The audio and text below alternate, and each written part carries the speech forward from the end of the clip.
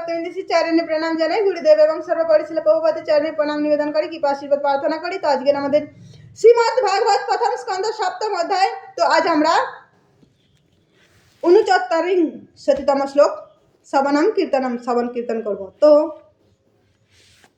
এর আগে ভিডিও বানানো অফ হয়ে গেল, তো কোনো কারণে আরও ফির নতুন করে আমরা পড়ব। তো গ্রন্থের প্রারম্ভে করি মঙ্গলাচরণ, গুরু বৈষ্ণব ভগবান তিনের স্মরণে হয় বিঘ্ন বিনাশান, অনায়াসে হয় নিজ বাঞ্ছিত পূরণ।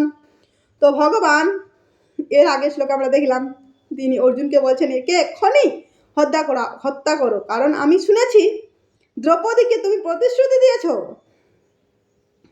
যে এই পুত্র হত্যাকারী মস্তক আমি তাকে উপহার দেব। তো আমি শুনেছি। তো ভগবান কয়েকটাই তিনি যুক্তি দেখিয়েছেন এখানে, যে ইনি হচ্ছেন নিদ্রিত শিশুদের রাত্রিবেলা হত্যা করেছে, একে বাঁচিয়ে রাখা ঠিক হবে না, এখনই হত্যা করো অর্জুন, এখনই বধ করো একে। তো আমরা শ্লোকে আসি। শ্লোক আপনারা দেখুন, শ্লোক নাম্বার 69তম শ্লোক।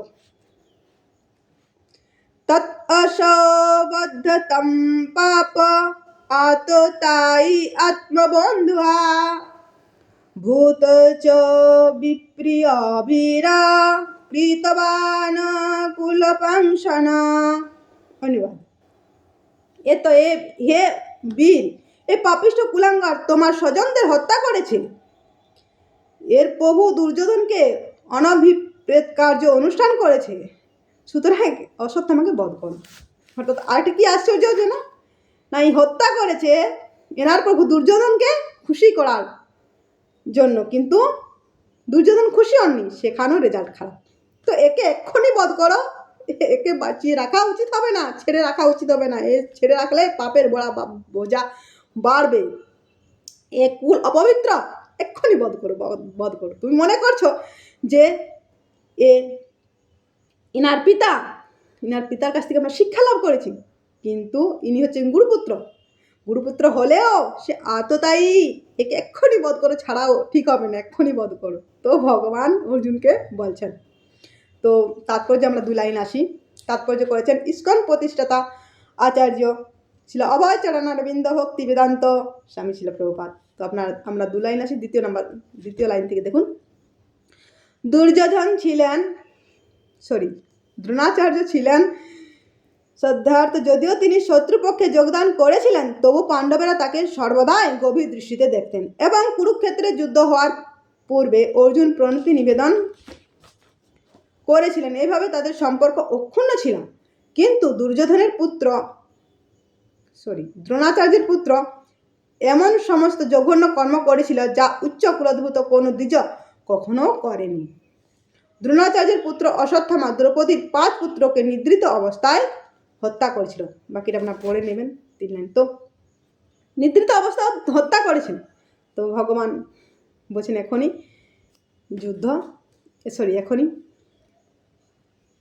বধ করুন। তো আমরা একটু ভগবানের লীলা কথা, জগন্নাথের লীলা কথা আমরা শ্রবণ করব।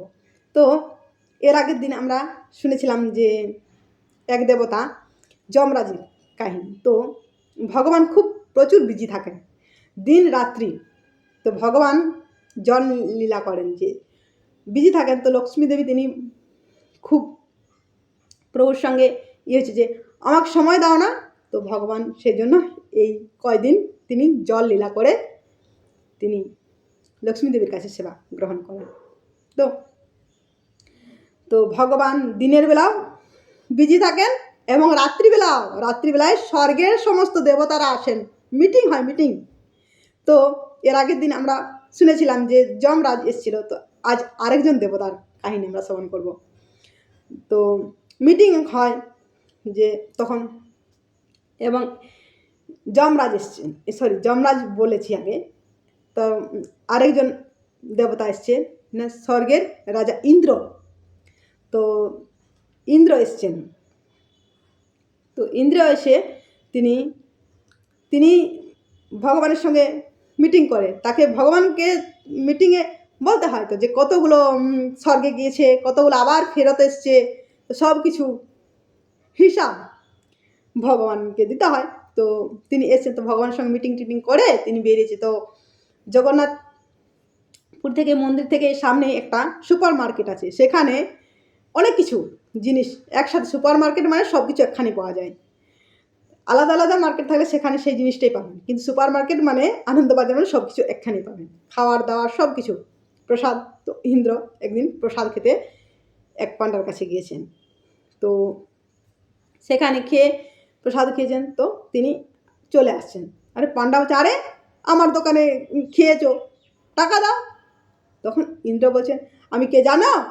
আমি হচ্ছি দেবরাজ ইন্দ্র, স্বর্গের রাজা। আরে আপনি যে যাই হন না কেন, আমার জিনিস নিয়েছেন, টাকা দেন। আরে আমার কাছে তো কোনো টাকাই নেই, এই ইন্ডিয়ান রুপিস তো নেই, আমি স্বর্গের রাজা, তো আমি কী করে দেবো? অন্য কিছু চাও, আমি দিয়ে দেবো।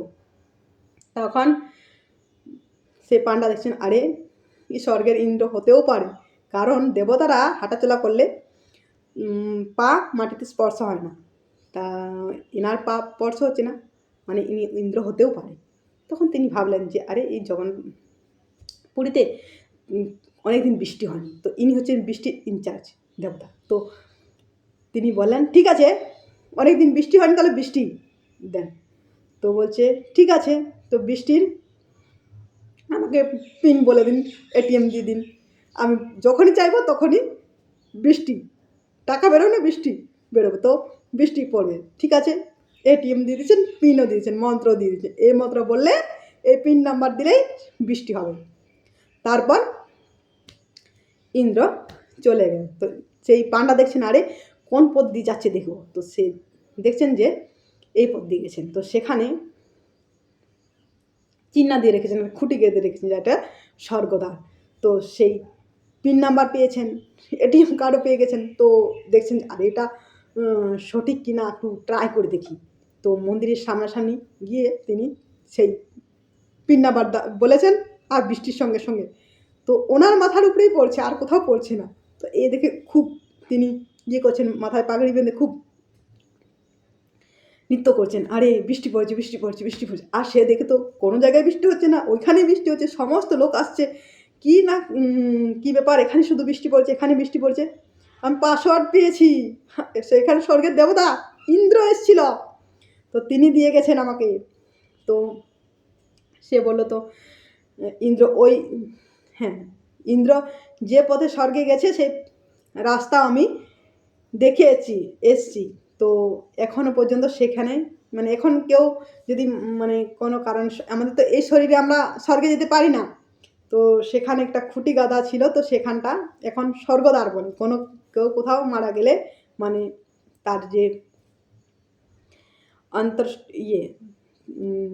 দেহ মানে দাহন করা হয়, তো সেটা সেখানে করা হয়, তাহলে সে স্বর্গে যাবে। তো সেই স্বর্গে দ্বার, সেই ইন্দ্র এসেছিল, সেখানে থেকে ইন্দ্র স্বর্গে গিয়েছিল, সেইখানটা স্বর্গদ্বার বলে করা আছে। তো আজ এই পর্যন্ত। হরে কৃষ্ণ।